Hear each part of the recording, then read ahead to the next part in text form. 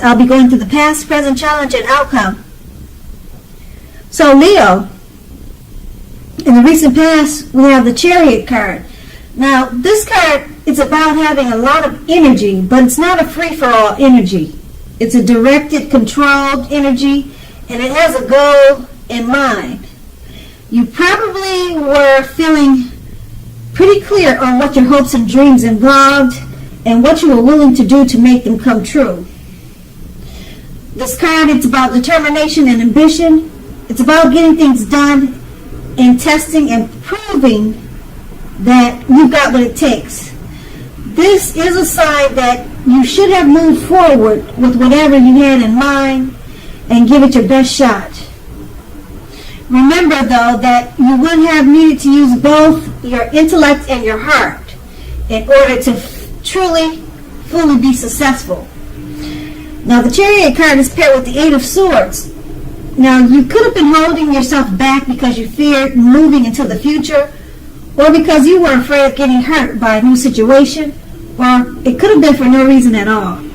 You needed to think through what it is you were afraid of, because the truth of the situations are probably much less frightening than your mind was making it out to be. Now, those two cards are the recent past. Let's move on to the present. We have the Star card. With the Star card, you are probably finding yourself feeling inspired, and you will be feeling more hopeful about the future than you have in a while. You also will have your confidence will be at a peak, and you'll be feeling that your needs are being met, whether these are emotional or financial. Okay, both of them. It could be both of them. They'll both be met at this time. Just keep in mind, nothing can be taken for granted, but it's unlikely that your confidence is misplaced. That's very unlikely. And this is also a spiritual card. You could find yourself, at least for a time, feeling at one with all creation. It's not a common feeling, so make sure you savor it. The Star card is paired with the Four of Swords. Now, if you take a look at this picture, it's showing that there's a need for a break from normal life. This can also mean that you or someone in your life, they have withdrawn. And this would be for a time. Keep in mind that the withdrawal is not likely to be permanent. It also occasionally could mean illness or time in the hospital or in jail. It's a clear signal to give people their space. You are needing some time and space to yourself also, because others could be pushing you too hard for bits and time and attention. Don't hesitate to draw boundaries for yourself and just say no. On the other side, when others say no to you, take them at their word, because if you push in this circumstance, it's going to be asking for trouble. And with these two cards paired together, the Star card, you'll have a lot to be inspired about, and you'll be more hopeful about the future than normally. Your confidence is at a peak. Your financial and emotional needs they're both being met. Okay, and it's paired with the Four of Swords. With all the greatness of the Star card, you're tired or exhausted. People could be draining your energy. They want too much of your time and attention. Okay, but once you withdraw, just say no. You know, you just sometimes you just have to say no and take time for yourself. And once you do that, you're going to experience inspiration. You'll feel more hopeful once again about the future. Your confidence and your self-esteem will get back to normal or become better. So you just have to remember to say no. You know, don't be too nice. Even if it's a family member that needs you, or if it's something that you don't want to do, just say no, because right now you're in a need for space and some time alone and some rest and relaxation. And that's in the present. Now we move on to the challenge. we have the Three of Swords. Now, the Three of Swords, you're going to need to be, you're going to need to guard against feelings of anxiety. If you're feeling anxious, take a good look at whether or not any of that is under your own power or control. Try to lessen it, or other things. If other things and other people in your life are contributing to that anxiety, then try to let that go too. And if this is the case, just take a good look at that and see whether or not something in the relationship can be changed to make it more workable for you. There's something about this time period that can cause people to feel like their life should be in some way more or bigger than it is. So try to take comfort and joy in the ordinary things, and just know that that's where the beauty lies. The Nine of Swords is paired with the Five of Cups. Now this is another card which reminds us that when we put our focus in life, it has a great deal to do with the quality of our lives and how well it works for us. What are you going to choose to focus on? That's the question you should ask.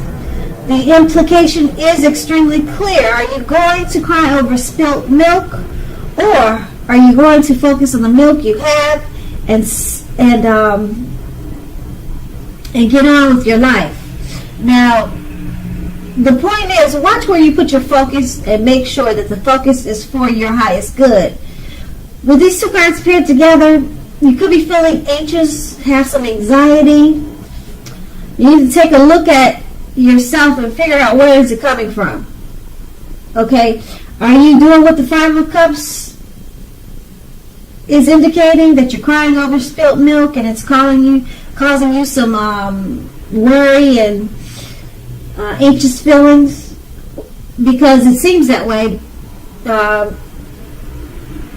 It's the Five of Cups is saying that you need to make sure where you put your focus on. Now, with these two cards paired together, you're focusing on something that's causing you anxiety. So you might not want to do that. You want to focus on the milk that you still have, not the milk that has spilled. Okay, that's under the, what did they say, under the water and over the bridge. You can't get it back. So just focus on the milk that you still have, and that should help relieve some of the anxiety or whatever it is that's causing you some anxious feelings. And that's going to be the challenge. Now we move on to the outcome. We have the Tower card. Now with this card, you could be holding too tightly to the status quo, and that can be a disaster. You have to remember to roll with the changes. It's probably likely that some people or situations that you counted on as being there for you, they may no longer be there for you in quite the same way. Now keep in mind, this does not have to be drastic. Change is the nature of life. If you try to prevent it, it's going to be like trying to row upstream without a paddle. If you have been building castles in the air, this is the time that some of them could come crashing down. Keep in mind, that's only a problem if you let it be. You'll be able to replace them with more realistic and reachable dreams and goals if that happens this month. Dreaming is important, but it's also important to be living in a reality too. The Tower card is paired with the Seven of Cups. Now, this is a card about choices. It indicates confusion and can even also point to disorganization and having just too much going on. This card, it's about needing to narrow your focus. You're probably trying to do too much and doing most of it not very well. Choose just a few things on your plate and work through them one by one. You may be feeling overwhelmed. Remember that you can control at least some areas. How much you're trying to take on, that's going to be up to you. With these two cards paired together, the Tower card, something may come down at this time, okay? And you have to remember that It's just the nature of life that happens. Okay, so just go with the flow, let it come down, and then just start all over again. Try something new and different, or take a new approach. Okay, but like I said, that happens, and it probably has something to do with you being disorganized and you're taking on too much. You haven't been successful at narrowing your focus.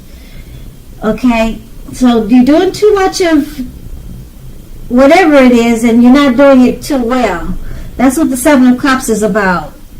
So it's causing overwhelmed feelings, and in the challenge you were anxious and you had anxiety.